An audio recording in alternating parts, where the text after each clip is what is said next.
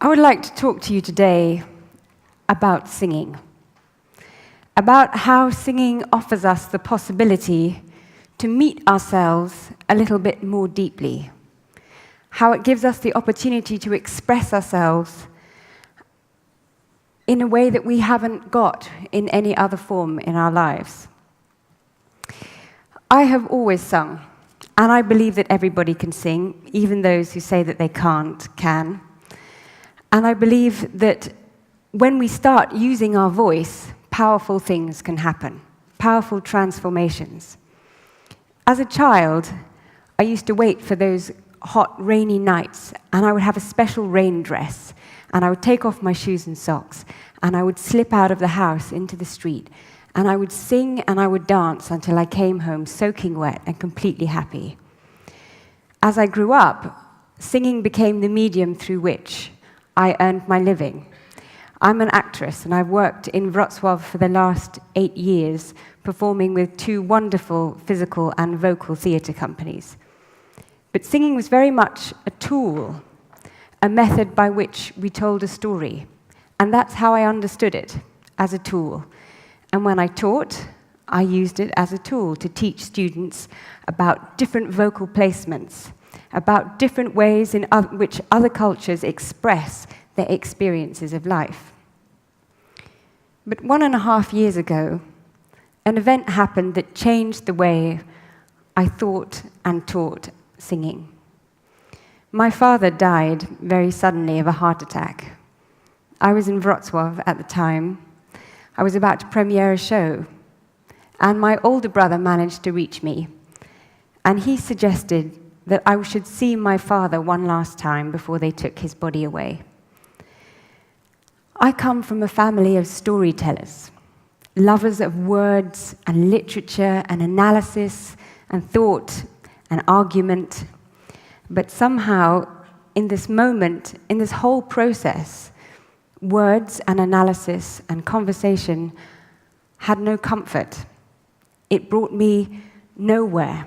Even when kind and wonderful friends came to offer their words of condolences, somehow they couldn't penetrate into what it was that I was feeling, and words couldn't express even a modicum of the complexity of the emotions of that moment. So as I sat there in that room on Skype, I found myself casting around for some kind of support that would have meaning, some kind of ritual, something, anything to help me through this experience. And I found myself turning to a song that I had learned. At the time, my partner was on Skype in Warsaw, and a friend had come round. And so I turned to a Georgian song for 3 voices. It's a song that is used to help the soul travel out of the body once the body has died. And so, on Skype, I began singing into a room in southeast London, while my brother and my mother sat on the floor, and my father was laid out on the bed.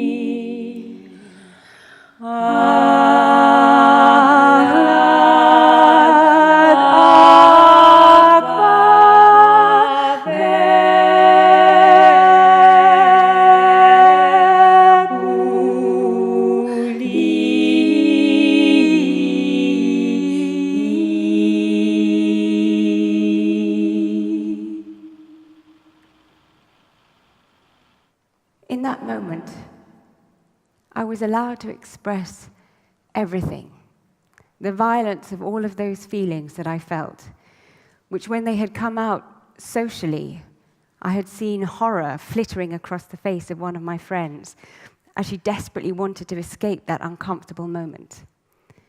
but song and singing can hold the vastness of our emotional experiences and expressions, the violence of them, the primalness, the animalness that exists within these extreme moments.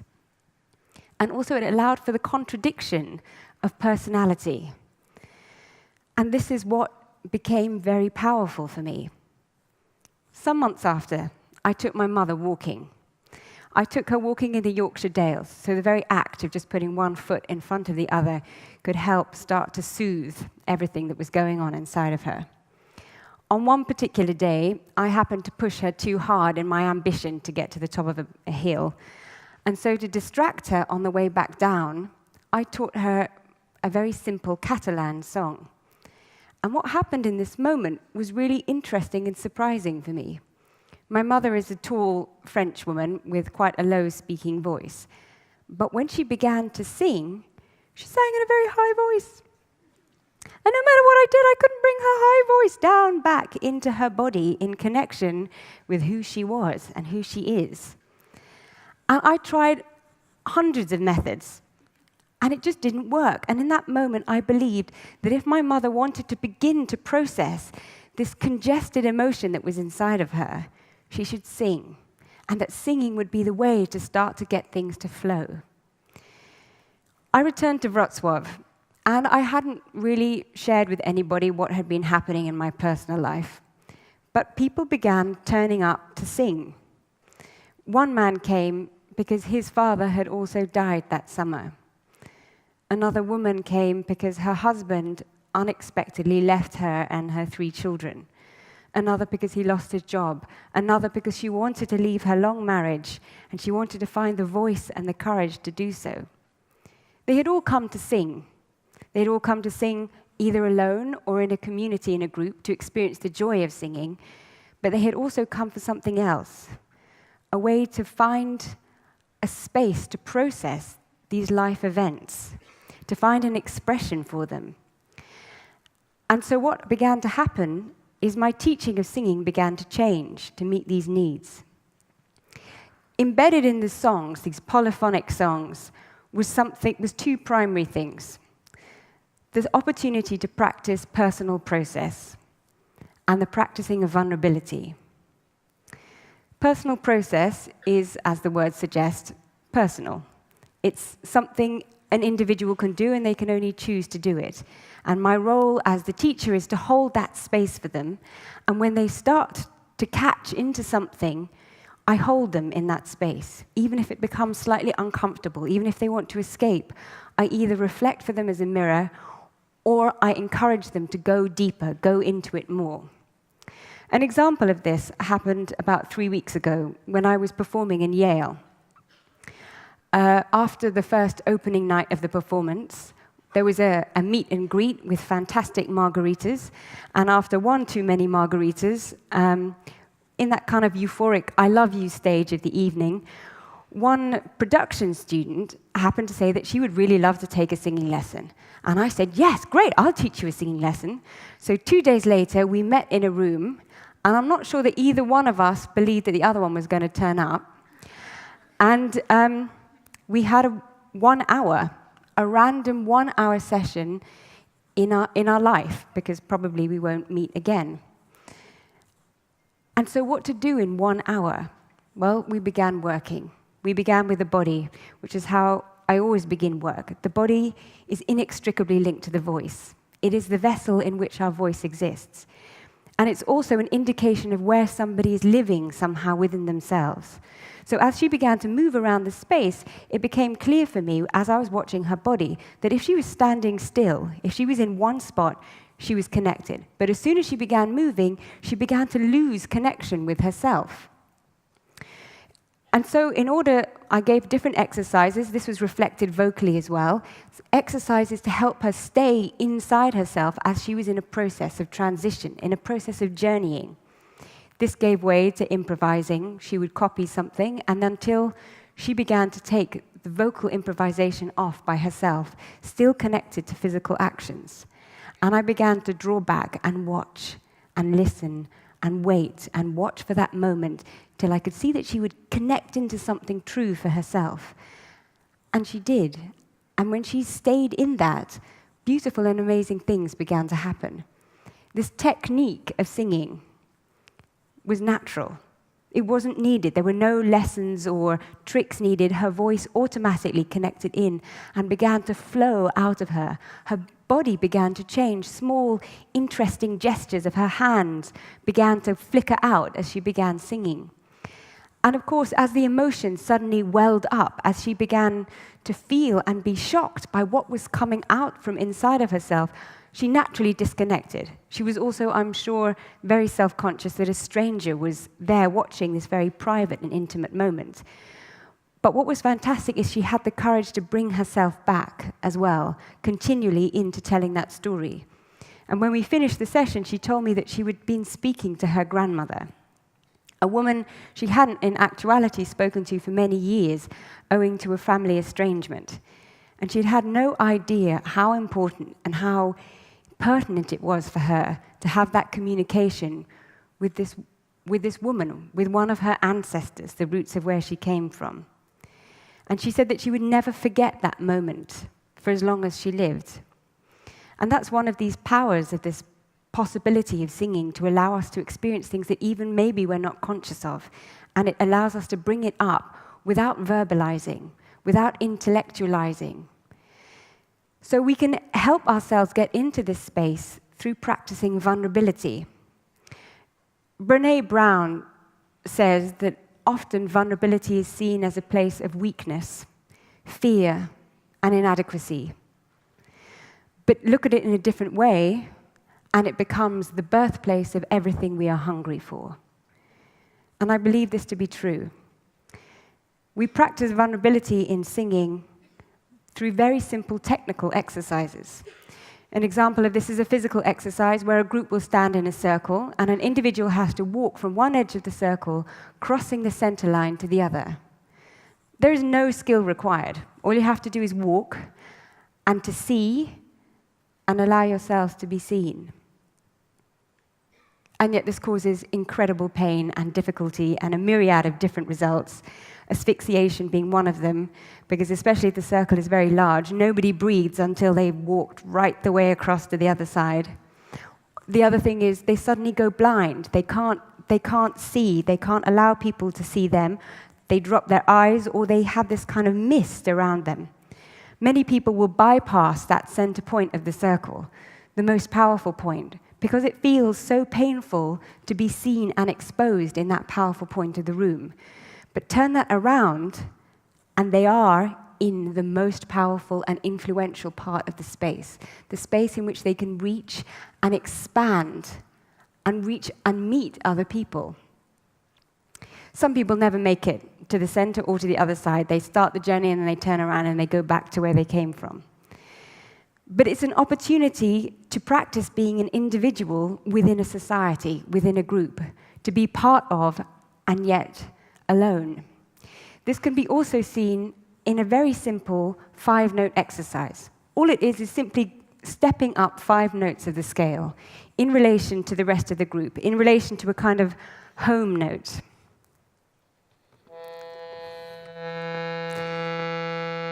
So first we have unity.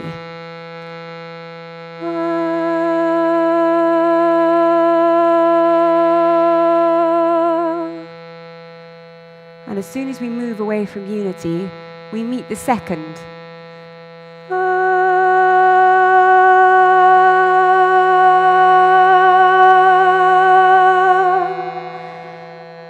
This second often makes people feel uncomfortable. It's a dissonance, it's a difference of opinion.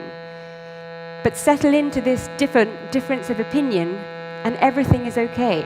It's no longer a wrong note, it's just different. But move from the second into the third.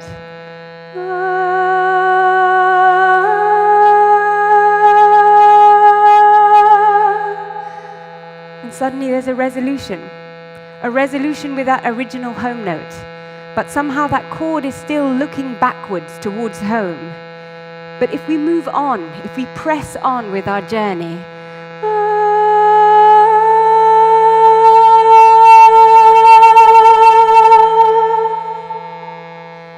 We don't have a dissonance, but we don't have stability either. We're no longer looking back towards home. We're pressing onwards towards a different and a new future.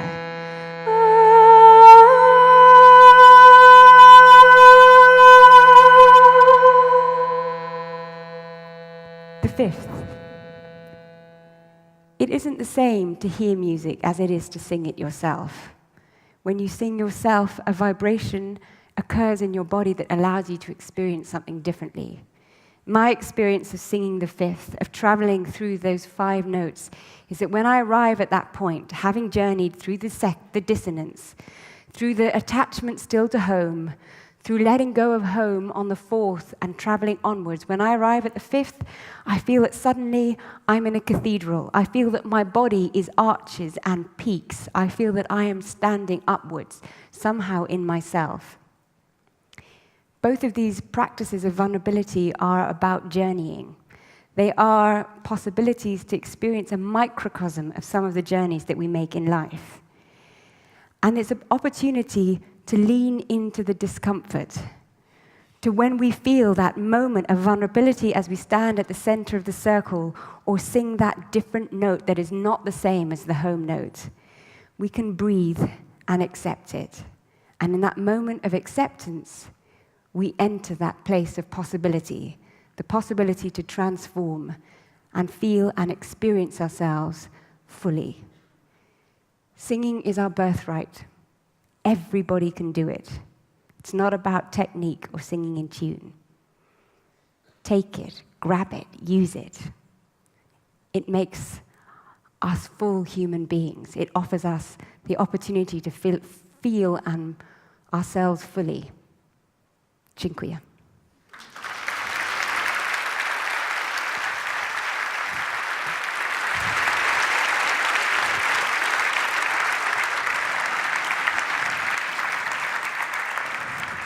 I'm not going to let you go just like that. You do know this, right?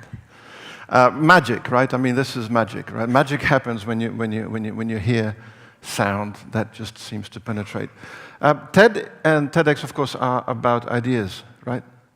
It seems to me that one of the key ideas that we kind of arrive at in different ways is that we contain multitudes. Each one of us. We don't give ourselves enough credit for this. And if we have a healthy relationship with the other person that we were talking about last night, because last night we were having some Indian people over for dinner at the rehearsal. My father is Indian only, so it is coming naturally to me to talk like this now.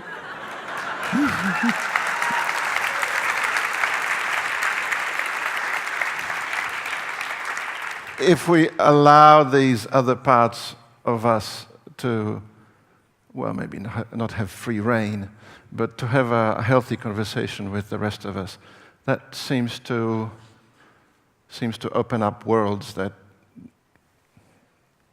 welcome us into places where we haven't been. Yes, it does. It does. Have you seen that in people en masse? I mean, how often does that happen? Is this like...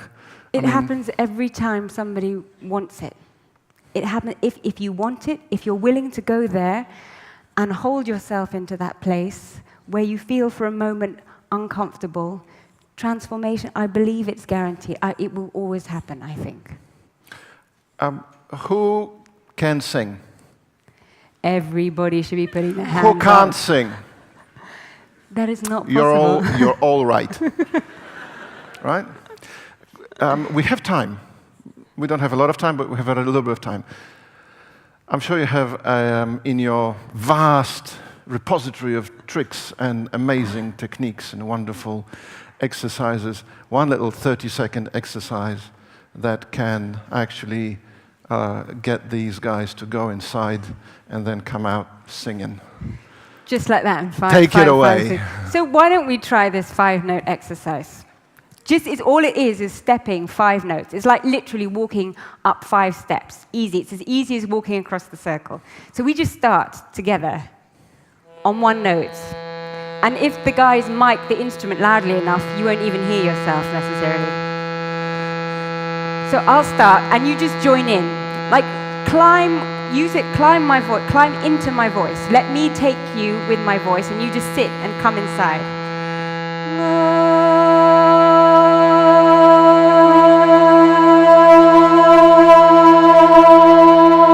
Hold this. Keep it together. Hold this one note.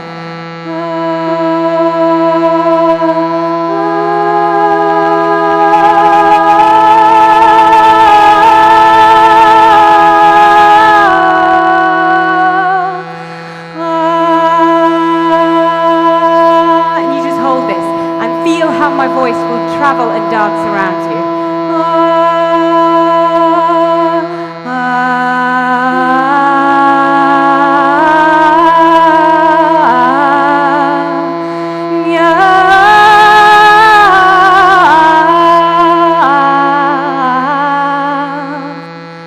And you just made music.